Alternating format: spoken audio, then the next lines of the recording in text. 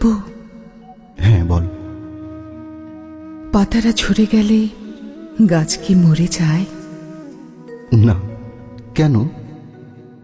বলছি, তার আগে বল, ফুলেরা ঝরে গেলে গাছ কি ফুল ফোটানো বন্ধ করে দেয়? কোনো কিছু ঝরে গেলে, চলে গেলেও কোনো কিছুই থেমে থাকে না। তাহলে আমি যদি চলে যাই, দূরে যাই, তুইও থেমে থাকবি না, তাই না? এগিয়ে যাওয়া মানে ভুলে যাওয়া নয়। তুই চলে গেলে আরো বেশি হৃদয়ে থেকে যাবে। কাব্য, হ্যাঁ বল। আমি কি তাহলে?